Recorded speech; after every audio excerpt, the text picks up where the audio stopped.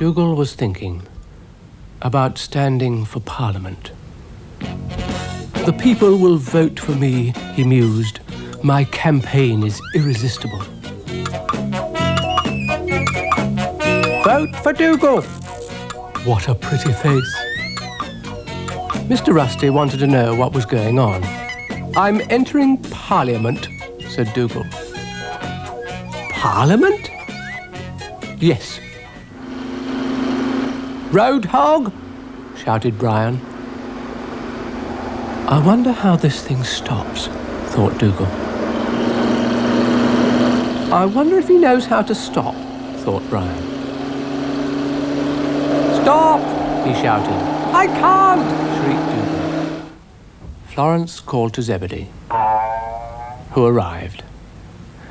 Like my hair, she said. I've had it done. It's different. It's lovely, said Zebedee. Lovely. I better go and show Dougal, said Florence. So she went. Where's Dougal? She asked Brian. And why are you up a tree? Now the two questions are related, said Brian. Oh, come down, said Florence. You might fall.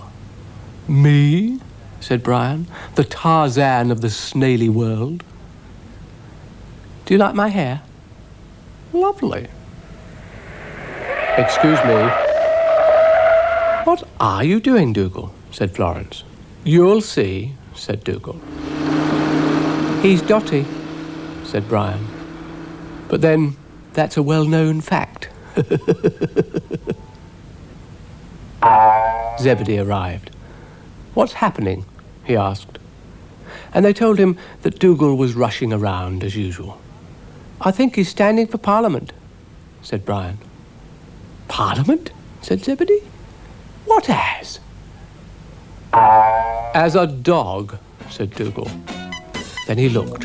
What? He said. What? What? Someone had sabotaged his campaign. There were pictures of Ermintrude everywhere. Vote for Ermintrude? What? Said Dougal. What? What is going on? If I may make so bold. Who is that cow representing? The railway workers, said the train. She's promised us shorter hours, longer tea breaks, and a trip to Crewe every weekend. So there. Rubbish, shouted Dougal. What's that, dear heart? Said Ermintrude. Don't you like my campaign? And which party do you represent? Said Dougal. The Amalgamated Milkers. Well, may the best man win, said Dougal. And the fight was on. Brian decided to get out of the way, but didn't quite make it.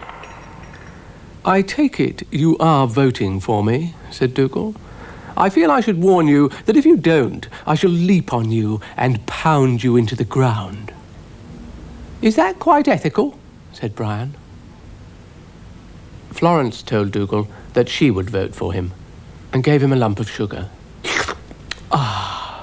Bliss, said Dougal. Would you like to hear my speech? I'm in favour of the 4-day week, the 3-hour day, the 47-minute hour, and the 32nd minute. This gives me time to do a lot of lying about in the sun and eating. The lad will go far,